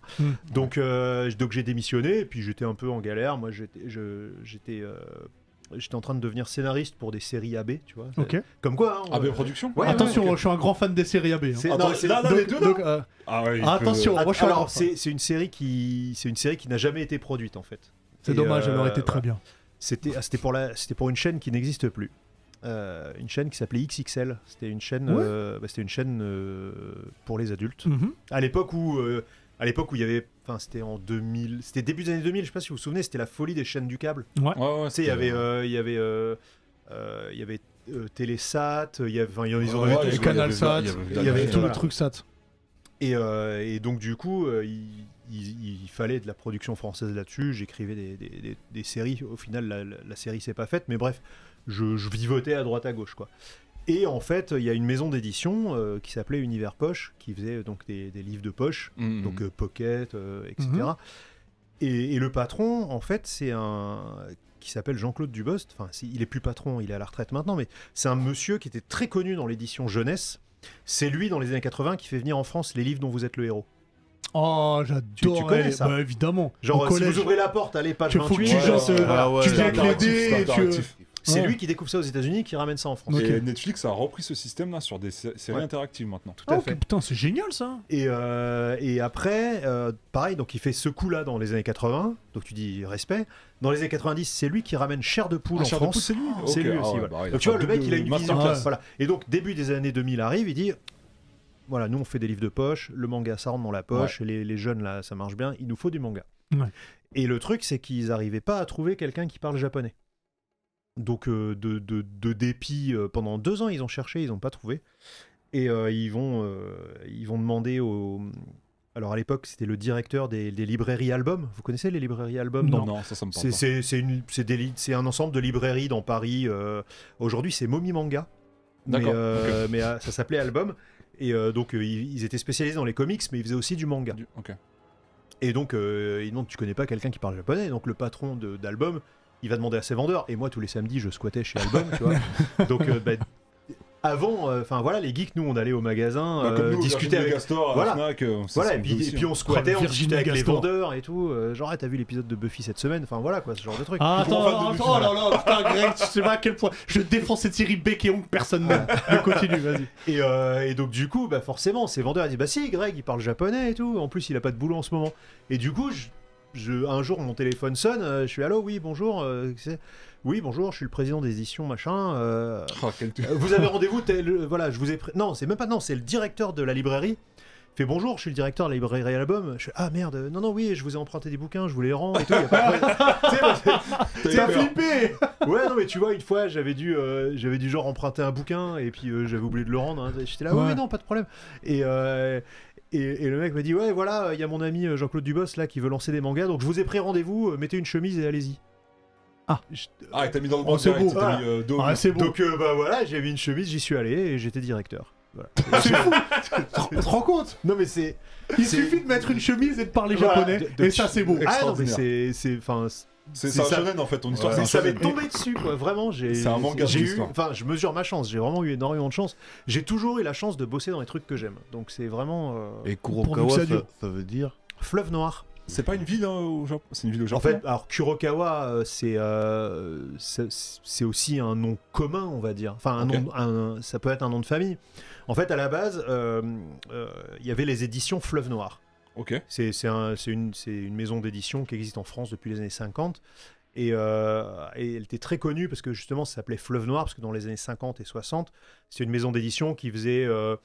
des romans de gare, hein, tu sais, les trucs un peu sordides, de meurtre et en fait, ils ont été super connus parce que c'est eux qui sortaient des romans de Daron qui s'appelaient San Antonio.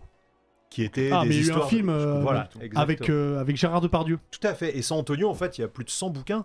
C'est des enquêtes policières comiques où les mecs parlent un argot, mais tu comprends rien. Et vraiment, c'est très spécial, mais ça a beaucoup de succès. Et en fait, la patronne de Fleuve Noir à cette époque-là, c'est une nana qui était à fond dans la pop culture. Et elle avait le vent en poupe parce qu'elle avait lancé les romans de Buffy. Ils en avaient vendu 1 million parce que ça cartonnait. Bah, évidemment. Et c'est elle qui a fait venir en France ce qu'on appelle la chick lit, c'est-à-dire la littérature de poulette. C'est comme ça, c'est chick les poulettes. Chick lit, c'est la littérature de poulette. Tu vas tout de suite comprendre ce que c'est. C'est elle qui a fait venir en France Le Diable s'habille en Prada. Ah, ok, d'accord. D'accord. Et donc cette maison d'édition, elle vend en poupe, et donc on dit Fleuve Noir va gérer les mangas. Et donc moi je leur dis comment vous voulez appeler ça? Vous voulez appeler ça Fleuve Noir manga? Ils disent non, il faut un nom japonais. Donc je dis Fleuve Noir en japonais ça se dit Kurokawa. Ah très bien, ça s'appelle Kurokawa. Voilà. Comment se négocient les droits d'un manga? Alors ça dépend s'il y a de la bagarre ou pas de la bagarre. Quand il y a de la bagarre? Quand il y a de la bagarre, ça va dépendre de ce que recherche l'éditeur, mais non, je parle quand il y a de la bagarre entre éditeurs pour français, avoir, oui, bien sûr, pour avoir le titre. C'est ce qu'on appelle la compète, en fait. Voilà. Alors, en général, les éditeurs japonais, aujourd'hui, ils arrivent à identifier un petit peu ce qui va marcher en Occident. Donc, ils envoient un mail à tout le monde, tu vois. Donc, genre, lundi, 9h, Glénat, Kana, tout le monde arrive à la mail. Moi, on arrive au bureau, 9h01, genre, cling, dans ta boîte mail. Nous avons bien vu que tel manga suscitait de l'intérêt. Donc, vous avez jusqu'au 15 avril. Ah, il faut un appel d'offres. Voilà, il faut un appel d'offres. Ouais.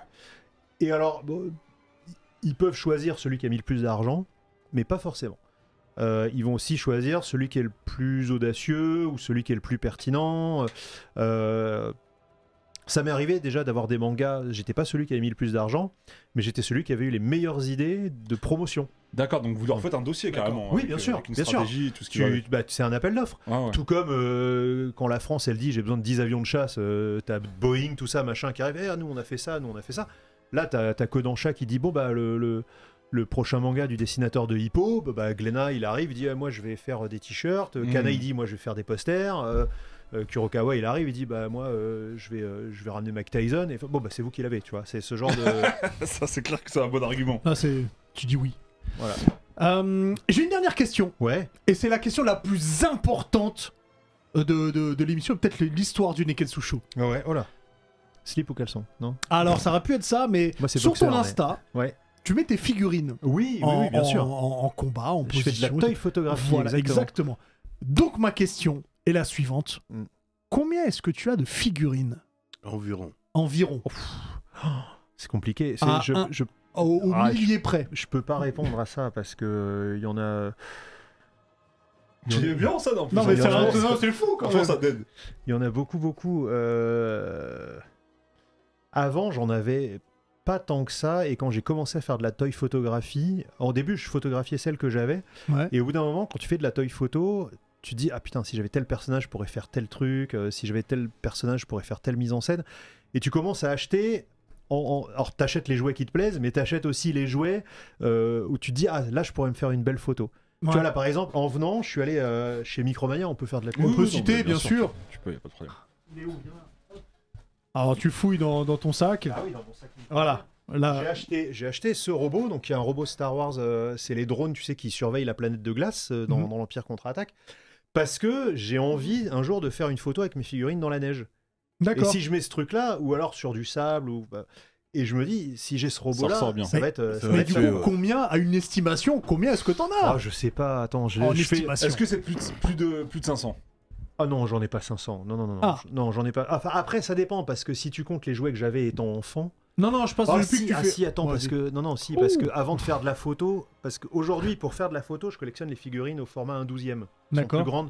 Tu vois, parce que tu as plus de détails là, tu vois le Black Panther, tu reconnais clairement le. Et puis elles sont amovibles. Le visage, elles sont hyper articulées. Ouais. Mais avant de faire de la toy photo, j'achetais des jouets plus petits, notamment, je suis un fan de G.I. Joe. D'accord.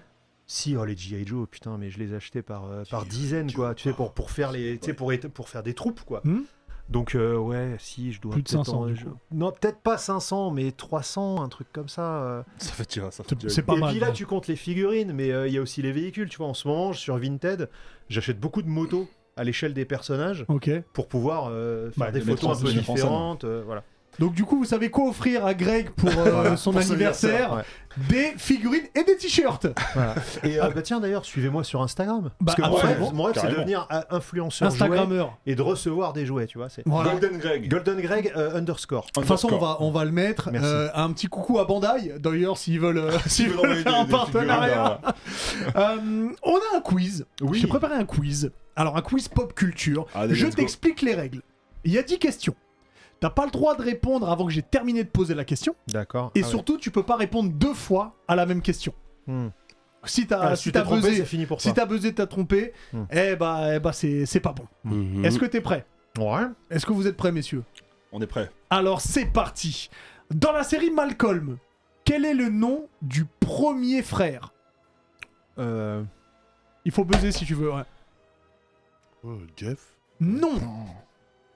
Vous l'avez pas? Ah, j'étais Non. sur le Mais premier pas- en partant du. Le premier, le plus grand, vieux, le le plus plus vieux, le plus vieux. Ah. Je sais pas qui a buzzé avant. Vas-y. Francis. Francis. Ah.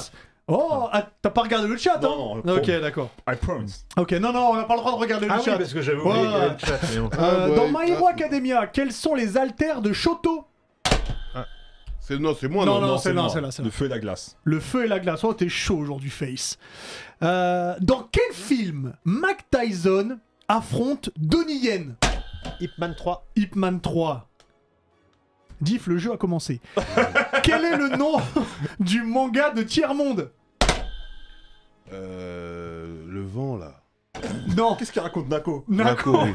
Non, mais il a l'alter du vent. Ouais, mais on salue Tiers-Monde d'ailleurs, et il viendra nous parler du vent. Autant pour On sera moi. content. Il va vous en mettre un si.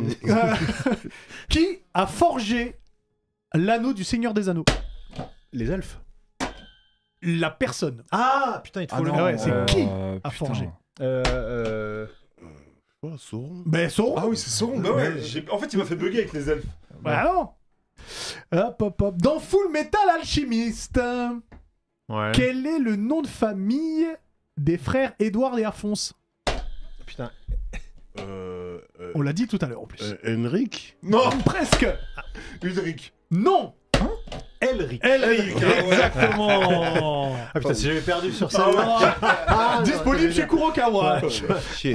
Dans quelle série Zendaya joue une jeune droguée? Ah putain. Euphoria. Euphoria. Ouh, Ah, je Diff, regarde- tu je reviens regarde dans le pas cette game. série. Yeah, baby. Alors pour l'instant, Face à 3, Diff à 2, Greg à 2. Dans quel jeu Luigi, le frère de Mario, gagne un manoir hanté? Luigi Ghost Mansion, un truc comme ça. là, Non. Luigi's Mansion. Voilà. Ah ouais. Ah, j'ai pas joué à ce jeu. T'as voulu être trop précis. Ouais, t'as été trop précis. Ça se voit que tu savais pas trop. Dans Seven Deadly Sins, qui est le lion de l'orgueil?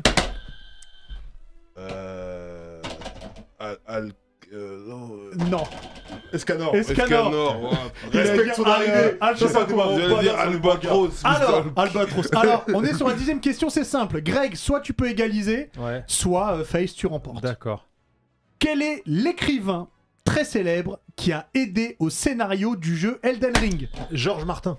Georges Martin. R. Martin. Alors, Qui a fait Game of Thrones. du coup, que tu il y a n'as pas 4 vu. pour Greg, 4 pour Face. Non, mais j'ai vu la caverne de la Rose d'Or, Fantagaro. Ok. Comment s'appellent les mangas dont nous a parlé Ringo tout à l'heure?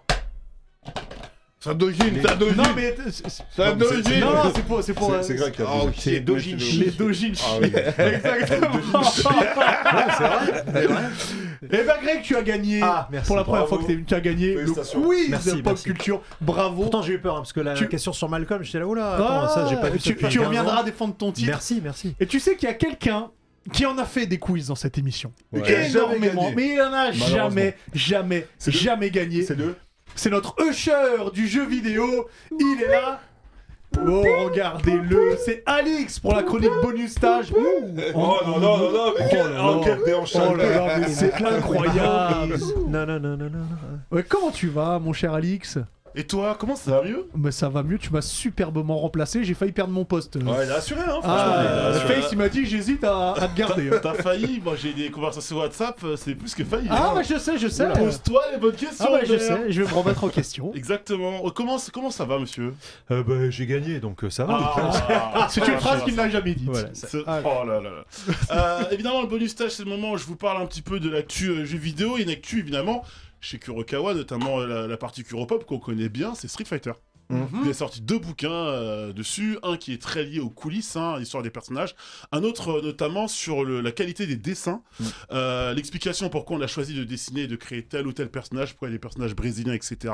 Très intéressant ce bouquin, on vous invite évidemment à le lire, mais avant de revenir sur les livres, on va parler de la nouvelle, parce que finalement Street 6, ça fait quand même pas mal d'années qu'on l'attend. Un petit peu, ouais. Il devait être annoncé normalement lors de la phase finale de la Capcom Cup, évidemment l'équivalent du championnat du monde.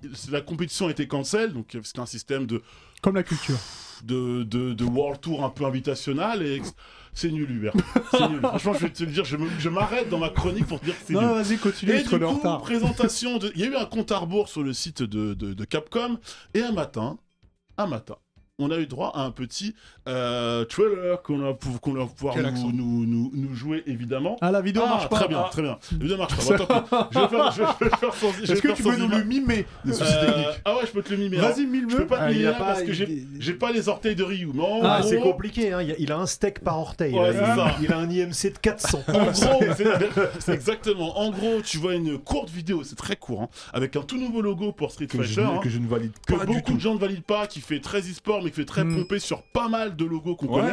Carrément. En gros, tu vois Ryu, donc le bon vieux Ryu, un Ryu assez stock, toujours aussi stock, mais très vieux. Beaucoup plus stock. Oui, beaucoup plus stock, mais très vieux surtout. Tu sens que Ryu, le poids des ans. Et là, malgré que les biceps soient toujours aussi saillants, des gros orteils. Les orteils de Ryu sont très très importants. Non, mais c'est des steaks. C'est des steaks. Il a des steaks au bout du pied. Il les bouge, ça c'est... On dirait des knacky balls un peu. Et il est opposé au dernier personnage qui est arrivé lors du dernier DLC de Street 5, à savoir Luke, qui Capcom avait laissé entendre que le personnage de Luke serait développé par la suite. Pardon ? Non, continue. Écoute, tu m'as manqué. C'est toi le patron, faut que tu veux te taquiner un petit peu. Et donc du coup, tu vois, tu me fais perdre le fil, attention.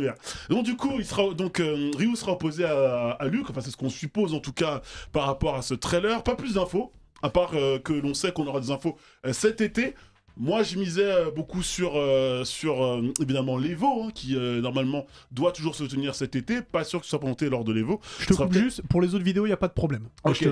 Ce sera certainement plutôt au mois d'août qu'on aura des nouvelles, en tout cas de ce Street 6. Du coup, très très attendu parce que Street 5 est évidemment arrivé on en a ras-le-bol avec 1 milliard d'éditions différentes. Ouais, voilà, ça régale. Et du coup, moi, je voulais vous revenir rapidement et vous parler, je retrouve ma note, voilà. Donc des 2 bouquins dans Street Fighter Memorial Archive Beyond the World, je l'ai bien dit. Merci, voilà. oui, très bien. Donc vraiment, j'insiste, bouquin qui est disponible chez Kuropop dans lequel on revient sur les coulisses. Ce que j'aime bien surtout, c'est qu'on a vraiment la fiche signalétique de chaque personnage. Comment il s'appelle le personnage avec les grosses boules là au niveau de son collet? Dalsim? Gookie. Ah, Gookie. C'est Akuma. C'est Akuma. Voilà. Mais Akuma Gookie, en fait, c'est la même personne. Oui, c'est la même personne. C'est juste l'appellation qui est. Il a un nom, il l'appelle Akuma aux États-Unis. Exactement. Enfin, tu sais pas pourquoi. D'ailleurs, une des plus belles intros de jeu, c'est celle de Street. Je crois que c'est Super Street Fighter 2 Turbo, où tu vois Ryu qui lance un Hadouken avec. Non, c'est le Super Street Fighter. Je crois le Super Street Fighter Turbo, il est. C'est pas la même. Ou c'est le hyper peut-être, Street Fighter. Ouais, peut-être. Mais il est comme ça. Voilà, en fait. Et il envoie le caméra, j'allais dire. Gookie de dos et Ryu le voit, une étincelle dans son regard. C'est l'hyper celui-là. Voilà, c'est l'hyper. Et l'autre bouquin, donc How to Make Capcom Fighters Fighting Characters, dans lequel on vous montre évidemment tout le crayonné des personnages qui sont absolument sublimes. J'ai parlé bouquin rapidement, je vais faire une transition très rapide. C'est les 60 ans de Spider-Man, 60 ans de Spider-Man cette année. Et du coup, à cette. Exactement, à cette occasion, chez Panini Comics et donc chez Marvel, on ressort tout simplement 10 tomes de Spider-Man qui retracent évidemment 10 moments importants de sa vie, notamment, je le montre rapidement, la mort de Gwen Stacy, qui est peut-être un des événements les plus tragiques dans l'univers des comics, l'univers Marvel notamment. et qui a marqué à la fois les lecteurs de l'époque, qui a marqué aussi Peter Parker, hein, qui va beaucoup influer sur sa vie. La naissance de Venom, personnage important évidemment, avec Peter Parker qui revient, donc les fameuses guerres secrètes avec ce fameux costume. Il lui pense que c'est un costume alors que c'est le symbiote qui va amener évidemment la naissance de Venom, aka Eddie Brock évidemment. Spider-Man Révélation qui parle notamment rend hommage aux attentats du 11 septembre évidemment 2001, donc bouquin important. Et Spider-Man Spider-Verse qui a un lien directement avec Spider-Man New Generations, donc que l'on connaît, le film d'animation. Fabuleux film Tous les Spider-Man, toutes les différentes entités de Spider-Man au sein du multivers se font toutes attaquer, vont devoir se réunir pour pouvoir s'en sortir. Donc à chaque fois, c'est 10 volumes, c'est ça? C'est 10 volumes, il faut compter 7 €. Par volume, ouais, c'est pas très cher. C'est prix d'avant très cher. En plus, la tranche là, c'est stylé. J'ai une question, tu les as lus ou pas? Pas tous, non. Non, mais tu voulais les récupérer? Non, pas du tout. Dans cette collection-là, tu les as lus ou pas? Non, pas dans cette collection. Par exemple, la naissance de Venom, je la connaissais dans l'ancienne version. Donc, t'as pas lu ces bouquins-là? Parce qu'en fait, ce qu'il faut savoir, c'est que Panini, quand ils ont ressorti les Spider-Man il y a une vingtaine d'années, ils ont eu un gros souci sur la traduction française. Ok.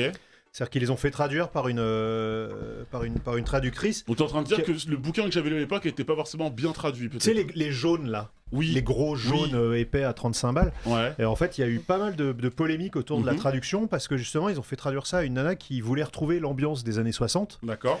Et au final, la traduction, elle est en argot de l'époque, mais super chelou. Je vais t'arsouiller les asperges, tu vois. Genre, t'as le Docteur Octopus qui dit je vais te plafonner le neutron, tu vois. T'es là, tu lis, tu fais qu'est-ce qui se passe? C'est bizarre quand même. On dirait des bouquins des fleuves noirs là. Voilà, exactement. En fait, il parle comme dans San Antonio, en fait. Et ça avait fait une grosse polémique, donc je me demandais s'ils avaient été retraduits ou pas. D'accord. T'as d'autres questions? On va checker ça. T'as d'autres... J'avais une petite sélection de jeux Marvel, peut-être, mais vas-y, rapidement. On aura le temps. Petit rapide top 3, évidemment, quand on parle de Spider-Man, je vais commencer par le meilleur, j'ai envie. Marvel Spider-Man, évidemment, qui est sorti en 2018. On a évidemment la version Miles Morales qui est sortie il y a de cela, si je dis pas de bêtises, 2020, tout à fait, au moment de la sortie de la PlayStation 5. On a également Ultimate Marvel versus Capcom 3, qui est peut-être l'un des meilleurs jeux de combat de l'histoire. Des jeux de versus avec un roster absolument incroyable. L'animation, enfin en tout cas le système un peu dessiné, cel shading, etc. est absolument réussi. Voilà, on voit Ryu avec des orteils beaucoup plus petits, évidemment. Et pour finir, un classique qui date de 2012, c'est pas récent, 2012-2011, je sais plus. C'est Lego Marvel Super Heroes, évidemment, qui a eu une suite un peu plus tard et qui est juste un banger incroyable. On aime Lego, on aime Marvel, on peut qu'aimer ce jeu évidemment, dans lequel évidemment à chaque fois il y a Spider-Man. Merci beaucoup Alex, tu restes avec nous pour la fin de l'émission. Allez, pour le zizi dur, bien. Bah évidemment, on finit en beauté. C'est toi qui as le zizi tout dur alors? C'est toi, parce que tu sais qu'il y a des gens regarde son logo. Tu sais qu'il y a des gens qui attendent ton dojin. C'est le zizi dur de la semaine, ok. Donc l'actualité, elle est très sombre en ce moment, c'est la guerre. Voilà. Oui. Et donc cette semaine, je mettais un peu mon dévolu sur un film qui m'a plu sur Netflix. Un film de guerre qui s'appelle Fury. Ah oui, j'ai pas vu ça. Brad Pitt, le casting me hype fort. Avec Brad Pitt. Ah, c'est sombre. Voilà. Ouais, c'est sombre. C'est sombre. Le personnage qu'il incarne, il est capitaine d'une équipe dans un tank. Tu peux pas dire, en fait, tu peux pas dire plus que ça presque. Ouais, sans spoiler. Mais le casting est. Il y a John Berta, The Punisher. Il y a Shia LaBeouf. En fait, il y a un nouveau dans l'équipage. Il y a un petit jeune, un rookie, donc il le bisute un peu. Et puis, lui, il est tout frais. Il a pas connu encore le front. Il a encore jamais tué, tu vois. Donc, tu vois la guerre dans ce film. Ouais, tu vois vraiment la guerre. Et surtout un moment où il y a un contre un tank contre un autre tank. Oui. Et il est fabuleux parce qu'ils sont obligés de se tourner. Et le premier qui ralentit, il se fait cadrer et shooter. Et j'aimerais en dire plus. Il faut le regarder, ce film. Il faut le regarder. Il faut le regarder. Quand tu le vois, la guerre, c'est de la merde, tu vois. C'est pas du tout glorieux. Ah, mais c'est surtout que t'as jamais vu la guerre sous cet aspect-là. Là, tu vois la guerre vue d'un tank. Exactement. Vue d'un tank. Et puis l'intérieur d'un tank. Et puis même l'équipe, elle est solidaire. J'aime bien tout ce qui est un peu comme... Je suis un book des Sands, tu vois. Tout ce qui est loyauté. Et là, en plus, ils sont en effectif réduit. Parce que là, ils sont full up. J'ai envie de le revoir. Bon. Ouais. Et la musique aussi. Oui.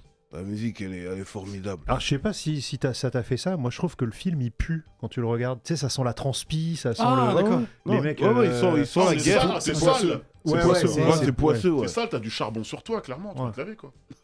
Non, mais les mecs, tu sens qu'ils sont tout seuls dans leur temps, qu'ils sont isolés. Il n'y a pas de gel douche, quoi. Ouais, il fait la Ouais, mais ça sent la guerre. Et les mecs sont tout seuls, ils sont plein de boue. Tu as vu, toi? Ouais. T'as pas vu Tu le regardes. Tu le regardes. Il est important. Mais j'avoue, juste là, avec le casting, tu m'as hypé. John Burton, moi je suis client et j'avoue, je vais. Il y a même Sam Witwicky. Ah ouais? Bah oui. Non, il est super bien. Il est dispo sur Netflix. Et il faut le voir, c'est important. Checker ça. Non, franchement, je vais le regarder, je vais le mettre sur la liste là. Il y a un peu de tout dans le film, il y a une moralité, il y a même de la romance vite fait et tout, tu vois, parce qu'il est important le film. Et tout le casting est au top. Ouais, tout le casting est au top. Bien. Et il y a une fin incroyable aussi. Oui, si. Par contre, après avoir vu ce film, il faut que tu regardes un épisode de Mon Petit Poney avant d'aller te coucher. Ah oui, il est dark à ce point-là. La guerre, c'est de la merde.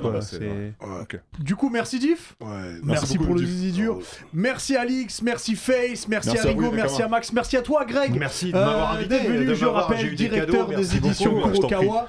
Et tu reviens quand tu veux, surtout que toi, tu as gagné le quiz. Merci à vous sur Twitch de nous avoir suivis. On se retrouve d'ailleurs dans 5 minutes. Merci à vous sur YouTube. Par contre, nous, on se retrouve dans une semaine du coup. Allez, ciao. À bientôt. Sayonara. Ciao.